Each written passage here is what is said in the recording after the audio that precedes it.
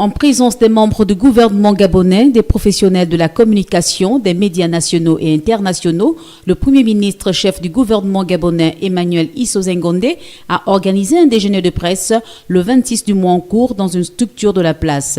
Le rapport de mise en œuvre du plan de relance de l'économie était au centre de cette rencontre qui a relevé un accent particulier sur l'apurement de la dette intérieure. Au titre de l'année 2018, nous avons négocié et conclu un club de Libreville qui dégage une enveloppe de l'ordre de 310 milliards de francs CFA et réservé naturellement au bénéfice des entreprises et qui a connu un début de règlement au courant de cette semaine. Donc, c'est une exigence. L'appurement de la dette n'est pas une option pour le gouvernement. C'est une exigence, c'est un impératif. On paye la dette extérieure tout comme la dette intérieure. Mais nous mettons un accent particulier sur la dette intérieure parce que c'est le règlement de cette dette-là qui va permettre de relancer l'économie.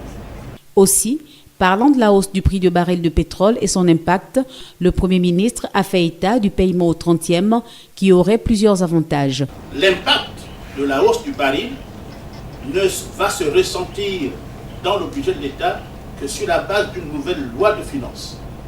Et naturellement, les recettes qui sont engagées à travers cette augmentation vont être affectées à la couverture d'un certain nombre de dépenses, secteur par secteur, des secteurs stratégiques.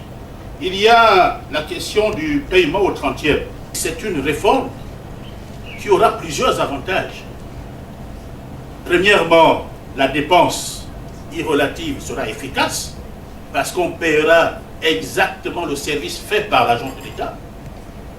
Et deuxièmement, ça va renforcer l'implication de l'agent de l'État à l'activité de son service. Moment inédit depuis sa prise de fonction à la tête du gouvernement gabonais, dans un cadre convivial, les échanges entre le Premier ministre, les membres du gouvernement gabonais et ceux des organes de presse présentes ont duré près d'une demi-journée. Par ailleurs, les recommandations du programme de relance de l'économie sont plus qu'attendues.